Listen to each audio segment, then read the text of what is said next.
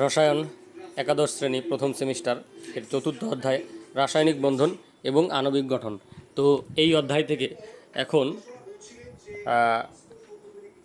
কয়েকটি এমসিকিউ নিয়ে আলোচনা করব।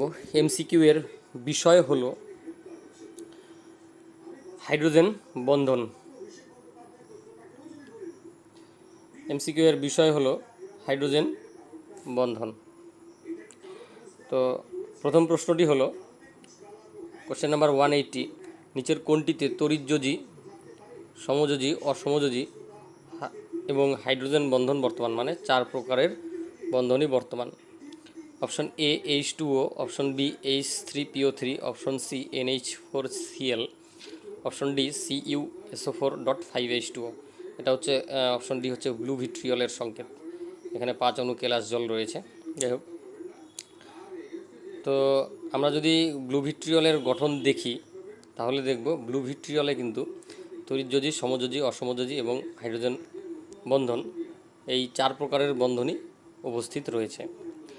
যেমন সালফেট যে মূলকটি রয়েছে সেই সালফেট মূলকে কিন্তু সমযোজী বন্ধন রয়েছে। তারপরে জলের অণুতে সমযোজী বন্ধন রয়েছে।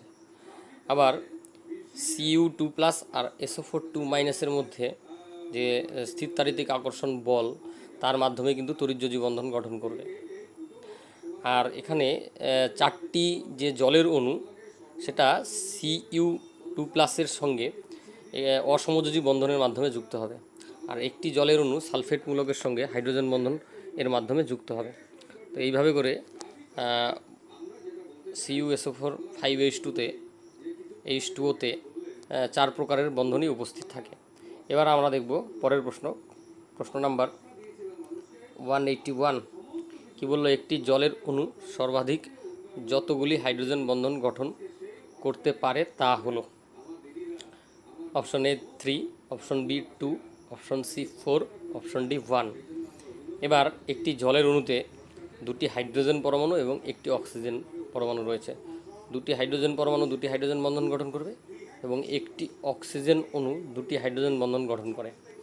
তেমন করে একটি জলের অণু মোট 4টি হাইড্রোজেন বন্ধন গঠন করতে পারে। তাহলে এখানে সঠিক অপশন হচ্ছে অপশন সি। ঠিক আছে। আর 180-তে সঠিক অপশন ছিল অপশন ডি। এবারে আমরা দেখব প্রশ্ন নাম্বার 182। কি বলল?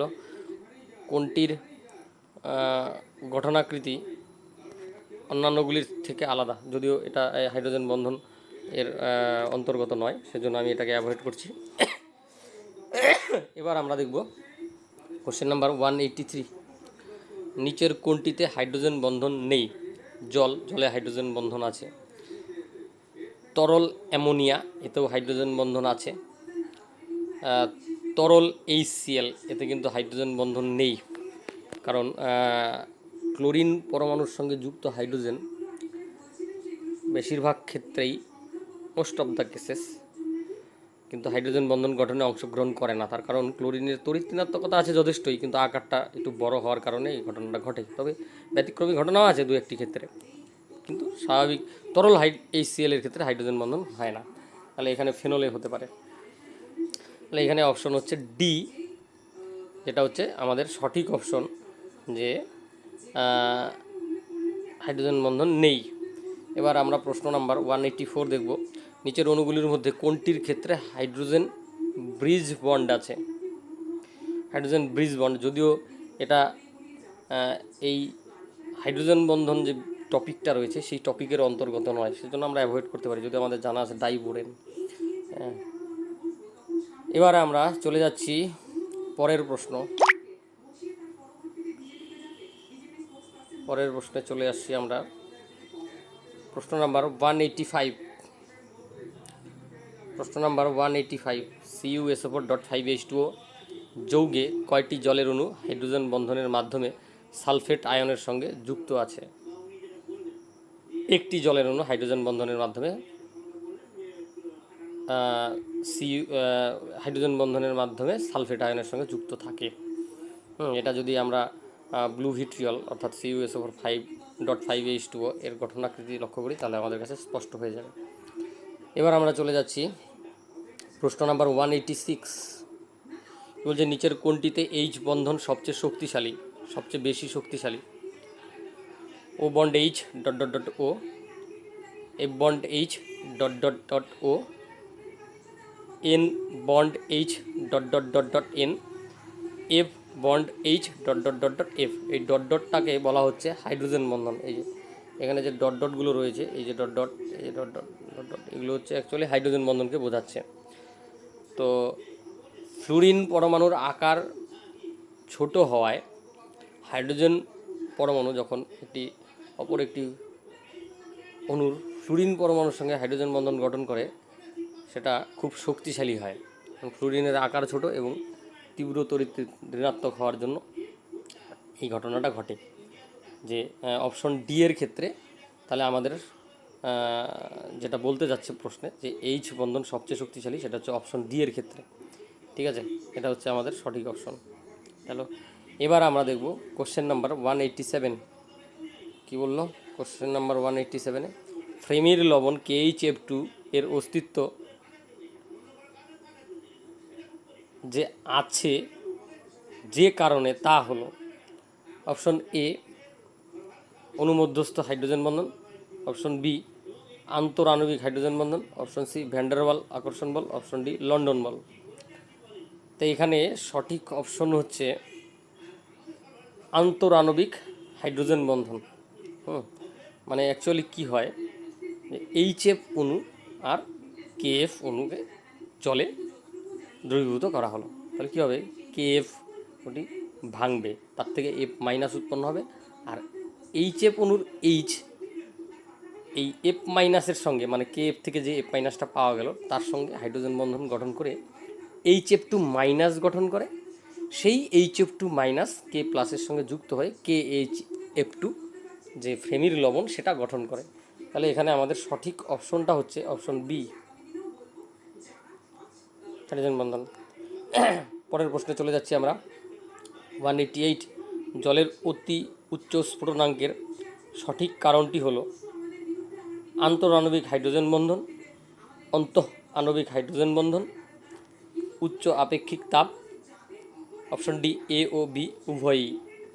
তাহলে এখানে আমাদের সঠিক অপশনটি হবে আন্তঃআণবিক হাইড্রোজেন বন্ধন। মানে জলের একটি অণুর হাইড্রোজেন পরমাণুর সঙ্গে অপর জলের অণুর অক্সিজেন পরমাণুর মধ্যে একটি হাইড্রোজেন বন্ধন গঠন হবে, যেটাকে আমরা বলবো আন্তঃআণবিক হাইড্রোজেন বন্ধন।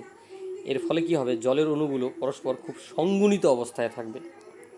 ঠিক আছে, সেই জন্য জলকে বাষ্পে নিয়ে যেতে, অর্থাৎ জলের অণুকে আলাদা করতে অতিরিক্ত তাপ শক্তির প্রয়োজন হবে, এর জন্য জলের স্ফুটনাঙ্ক বেশি হবে। এরপরে চলে যাচ্ছি আমরা প্রশ্ন নাম্বার 189। প্রশ্ন নাম্বার 189 কি বলল,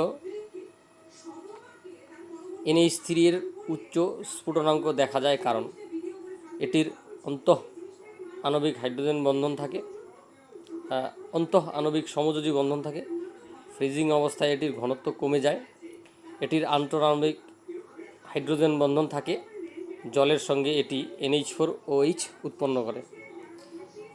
সঠিক অপশনটা হচ্ছে এই যে আন্তঃআণবিক হাইড্রোজেন বন্ধন থাকে।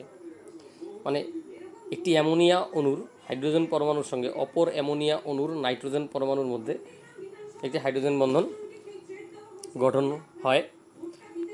তো এই আন্তঃআণবিক হাইড্রোজেন বন্ধনের কারণেই কিন্তু ওদের মধ্যে আকর্ষণ বলটা একটু বেশি হয়, যার ফলে কি হয়, ওদেরকে পৃথক করতে, ওদের অণুগুলোকে পৃথক করতে, বাষ্পীয় অবস্থায় নিয়ে যেতে বেশি পরিমাণ তাপশক্তির প্রয়োজন হয়, এর জন্য NH3 এর স্ফুটনাঙ্ক বেশি হয়। এরপরে চলে যাচ্ছি আমরা পরের প্রশ্নে চলে যাচ্ছি। প্রশ্ন নাম্বার 190 কি বললো, কোনটিতে হাইড্রোজেন বন্ধন হ্রস্বতম, শর্টেস্ট? তো option A NH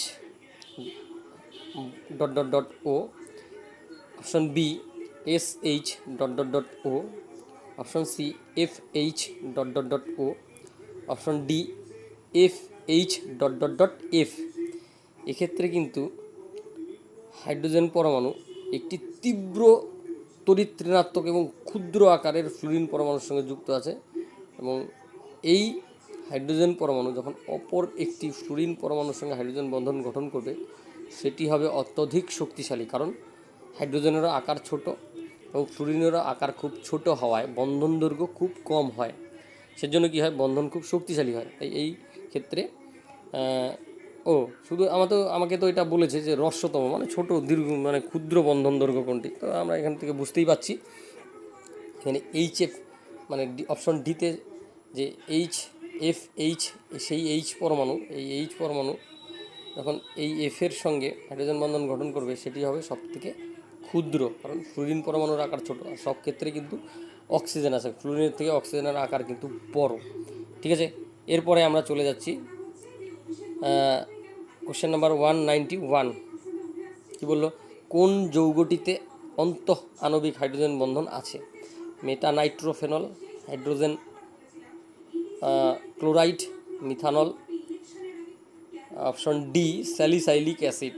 option A metanitrophenol, option B hydrogen chloride, option C methanol, option D salicylic acid. তো অ্যাকচুয়ালি স্যালিসাইলিক অ্যাসিডের ক্ষেত্রে এরকম একটা বেনজিন বলয় থাকে, এরকম ভেতরে পাই বন্ধন থাকে, তো এখানে OH থাকে আর এখানে COOH থাকে, এটা হচ্ছে স্যালিসাইলিক অ্যাসিড।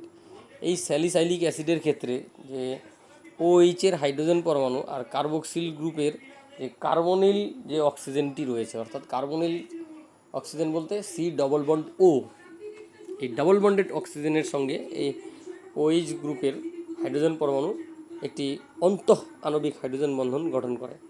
ঠিক আছে, বা এটাও এরকমও হতে পারে যে COOH যেটা আছে সেখান থেকে H+ বেরিয়ে গেল, সেখানে একটা মাইনাস আধান তৈরি হলো, সেই মাইনাস আধান ঋণাত্মক আধানযুক্ত অক্সিজেন আর OH এর যে H তার মধ্যে হাইড্রোজেন বন্ধন গঠিত হতে পারে।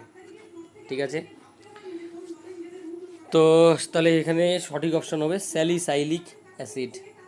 এবার আমরা চলে যাচ্ছি অপশন প্রশ্ন নাম্বার 192। কী বললো, নিম্নলিখিতগুলির মধ্যে কোনটিতে সবচেয়ে শক্তিশালী এইচ বন্ধন আছে? এখানে কিন্তু এই যে অপশন ডি, এখানে একবারেই বলে দিচ্ছি অপশন ডি হবে, কারণ এখানে হাইড্রোজেন পরমাণু তীব্র তড়িৎ ঋণাত্মক ফ্লুরিন পরমাণুর সঙ্গে যুক্ত অবস্থায় আছে। ঠিক আছে, এবার এই হাইড্রোজেন পরমাণু যখন অপর একটি এইচএফ অণু বা এমন কোনো অণু যেখানে তীব্র তড়িৎ ঋণাত্মক ফ্লুরিন পরমাণু আছে তার সঙ্গে যখন হাইড্রোজেন বন্ধন গঠন করবে সেটি দৈর্ঘ্যে খুব ছোট হবে, এবং দৈর্ঘ্য ছোট হলে আমরা জানি বন্ধনের শক্তি বৃদ্ধি পায়, সেই জন্য সেই বন্ধনটা খুব শক্তিশালী হবে। এক্ষেত্রে অপশন ডিতে যে হাইড্রোজেন বন্ধনটি রয়েছে সেটি সবথেকে শক্তিশালী হবে।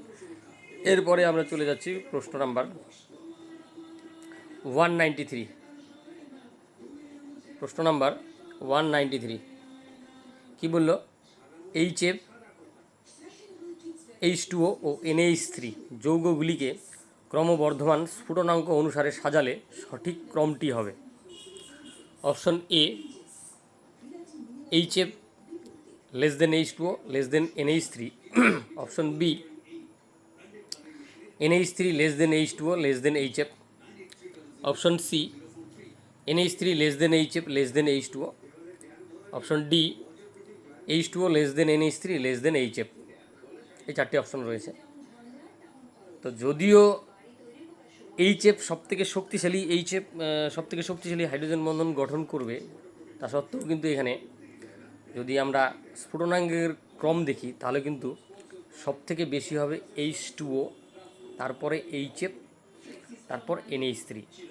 এখানে অ্যাকচুয়ালি H2O অণুতে হাইড্রোজেন বন্ধন হবে, একটি H2O অণু 4টি হাইড্রোজেন বন্ধন গঠন করে, ঠিক। যদিও একটি NH3 অণুও 4টি হাইড্রোজেন বন্ধন গঠন করে, কিন্তু H2O অণুর ক্ষেত্রে 4টি হাইড্রোজেন বন্ধন ছাড়াও অক্সিজেনের তড়িৎ ঋণাত্মকতা নাইট্রোজেনের থেকে অনেকটাই বেশি, আর HF-এর ক্ষেত্রে বন্ধন শক্তিশালী, শুধুমাত্র একটি হাইড্রোজেন বন্ধন গঠন করে একটি HF অণু। এই সব কিছু তুলনা করে সার্বিকভাবে এটাই হয় যে H2O-র ক্ষেত্রেই সব মিলিয়ে স্ফুটনাঙ্ক সবথেকে বেশি হবে, তারপরে HF, তারপর NH3। তাহলে এখানে সেই হিসাবে এখানে সঠিক অপশনটি হচ্ছে NH3 HF H2O হলো। এরপরে আমরা চলে যাচ্ছি প্রশ্ন নাম্বার 194। কত 194 বলছে শক্তিশালী হাইড্রোজেন বন্ডিং দেখা যায়। তা অবশ্যই এখানে অপশন আমরা দেখেই বুঝতে পারছি সেটা হচ্ছে অপশন বি হবে, কারণ অপশন বি এর ক্ষেত্রে আমরা দেখতে পাচ্ছি যে FH ... অর্থাৎ হাইড্রোজেন পরমাণু ফ্লুরিনের সঙ্গে হাইড্রোজেন বন্ধন গঠন করেছে। এখানে যেহেতু বন্ধন দৈর্ঘ্য খুব ছোট হবে, খুব ক্ষুদ্র হবে, কারণ H ও ক্ষুদ্র আকারের, ফ্লুরিনও ক্ষুদ্র আকারের, সেই জন্য হাইড্রোজেন বন্ধন দৈর্ঘ্য খুব ক্ষুদ্র হবে, সেই জন্য বন্ধনে শক্তিও বেশি হবে, এই জন্য শক্তিশালী হাইড্রোজেন বন্ধন এই ক্ষেত্রেই দেখা যাবে। ঠিক আছে, তো এই ছিল হাইড্রোজেন বন্ধন সম্পর্কিত যে বিভিন্ন MCQগুলো, সেগুলো নিয়ে আলোচনা করলাম। এখান থেকে কিন্তু আমাদের মধ্যে একটা ধারণা হয়ে গেল যে হাইড্রোজেন বন্ধন যে টপিকটা রয়েছে সেই টপিক থেকে কেমন কেমন প্রশ্ন বা MCQ হতে পারে, সেটা আমাদের জলের মতো পরিষ্কার হয়ে গেল। এবার সেইভাবেই আমাদেরকে কিন্তু প্রস্তুত হতে হবে। বই থেকে যখন, টেক্সট থেকে যখন পড়ব, তখন সেই দিকগুলো নজর দিয়ে পড়তে হবে। আলোচনা এখানেই শেষ করছি। ধন্যবাদ।